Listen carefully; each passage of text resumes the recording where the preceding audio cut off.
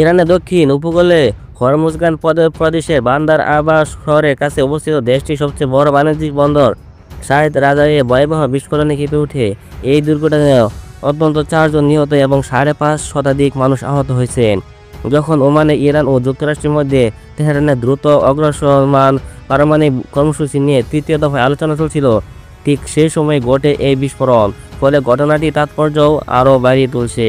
প্রাথমিক প্রতিবেদনে জানা গেছে, একটি আগুন লাগার পর দাহ্য পদার্থ সংরক্ষিত কিছু কন্টেইনার আগুন ছড়িয়ে পড়ে এই বিস্ফোরণ ঘটে। ইরানের এই স্থানীয় দুর্যোগ ব্যবস্থাপনা কর্মকর্তা জানিয়েছে, শহীদ রাজাইয়ের বন্দরের জেটি এলাকায় কয়েকটি কন্টেইনার সংরক্ষিত বিস্ফোরণকেই এই দুর্ঘটনার মূল কারণ।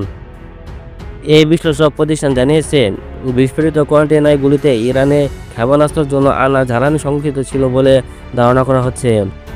আর এখানে সন্দেহের তীর ইসরায়েলের দিকে মুখ ফেরাচ্ছে, কারণ এই ধরনের কাজ ইসরায়েল আগেও করেছে। অন্যান্য ক্ষেত্রে ইসরায়েল মন্তব্য না করার নীতি পালন করলেও এক্ষেত্রে ইসরায়েলি কর্মকর্তারা স্থানীয় সংবাদ মাধ্যমে বলেন, ইসরায়েল এই বিস্ফোরণের সাথে জড়িত নয়।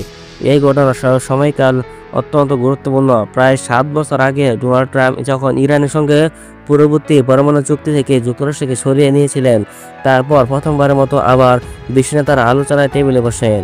ওমানে 26 এপ্রিল ওয়াশিংটন ও তেহরানের তৃতীয় দফায় আলোচনা হয়, যেখানে উভয় পক্ষ খুব ভালো অগ্রগতির কথা বলেছে। কিন্তু এই অবস্থানে ইসরায়েলের উদ্বেগ প্রবলভাবে সামনে এসেছে।